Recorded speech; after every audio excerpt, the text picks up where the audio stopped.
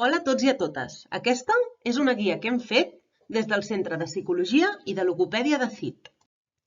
Nosaltres esperem que aquesta guia us serveixi per entendre una miqueta millor aquesta situació per la que estem passant i que us ajudi a trobar-vos millor tant física com emocionalment.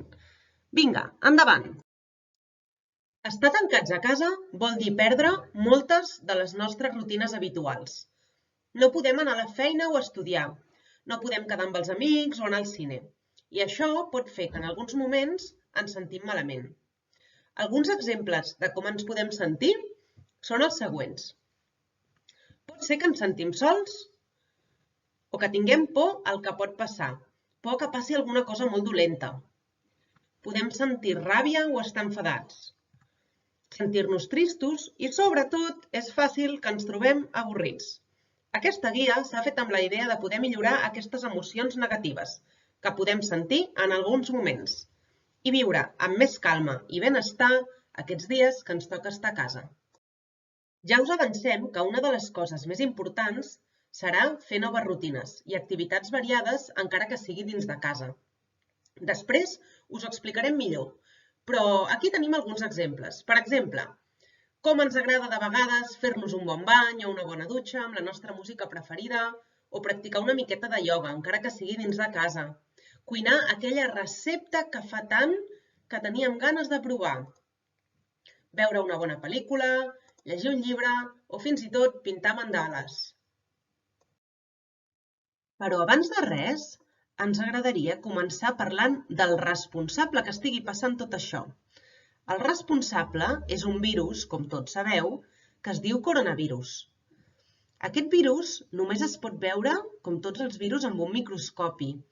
I es diu així perquè quan es mira pel microscopi es pot veure que té com una mena de corona en el seu voltant. I com es transmet aquest virus?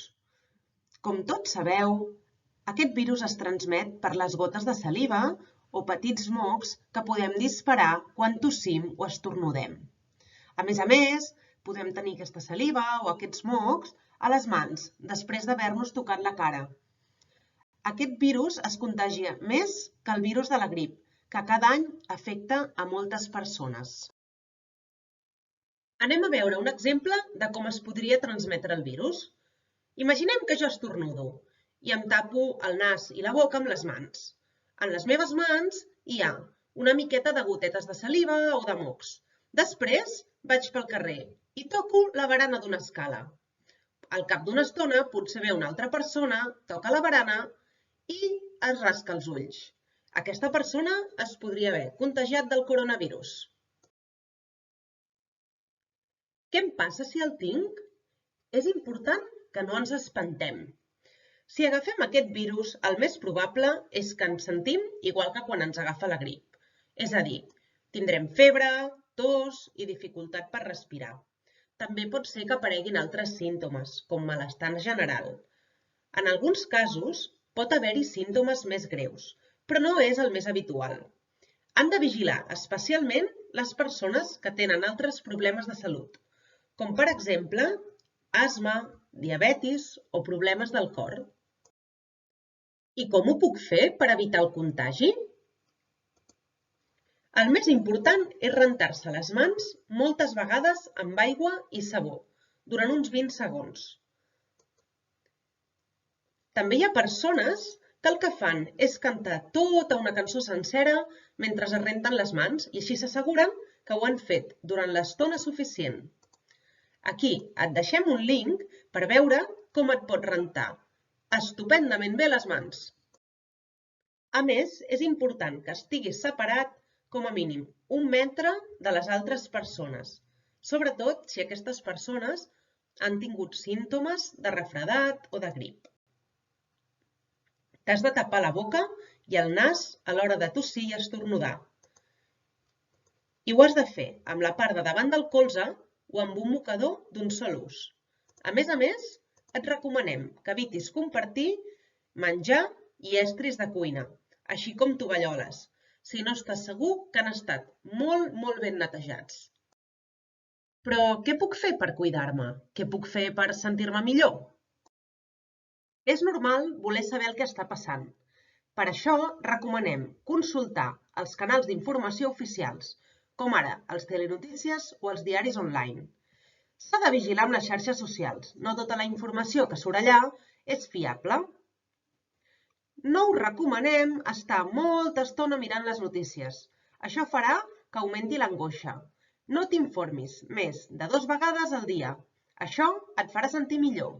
A més, intenta no pensar que tot anirà malament o de qui és la culpa. Es tracta de cuidar-nos entre tots i d'ajudar-nos per tal de sentir-nos millor. A més, ara és més important que mai que a casa intentem tenir un bon ambient. Parleu de com us sentiu, de què necessiteu. També us podeu organitzar les tasques diàries, com cuinar, netejar o anar a comprar el menjar. Ara bé, és important respectar els espais individuals. Tots necessitem el nostre espai i el nostre temps sols. No cal estar tota l'estona junts. Si no vols tenir problemes per adormir-te o per despertar-te, és important que facis cas a les indicacions que aquí et donem. Intenta't aixecar més o menys a la mateixa hora que ho feies sempre entre setmana. Dutxa't com ho feies habitualment, un cop al dia o un cop cada 2 dies. I vesteix-te amb la roba del carrer, el pijama és només per anar a dormir. Menja només quan toca. L'avorriment pot fer que notem més gana de l'habitual. Per això hem d'estar atents en aquest aspecte. Fes activitats fora del teu dormitori i procura tenir cura amb altra gent. Per exemple, parla per WhatsApp, per telèfon o fes videotrucades. A més, des del CEPLA et recomanem fer alguna activitat diferent cada dia. A part de la tele i la tablet, fes altres coses que t'agradin i t'animin i et facin sentir a gust, com les que et recomanem a continuació. Per exemple, utilitza la tècnica que més t'agradi o et funcioni per relaxar-te. Pots fer respiracions profundes, pots fer ioga, meditació, activitats o moviments que et facin sentir bé. Intenta fer exercici físic. El nostre cos ho necessita. Pots disfrutar del teu temps lliure amb moltes activitats que hi ha per internet, com per exemple, concerts en streaming, museus virtuals, llibres i revistes, pel·lícules i curtmetratges, teatre, òpera online. També pot ser un molt bon moment per fer aquella manualitat o dibuix que fa tant que volies. Sabem que alguns de vosaltres sou veritables artistes. També pots aprofitar per cuidar-te. Depila't, pinta't, prova nous pentinats. I finalment et recomanem fer servir el teu sentit de l'humor.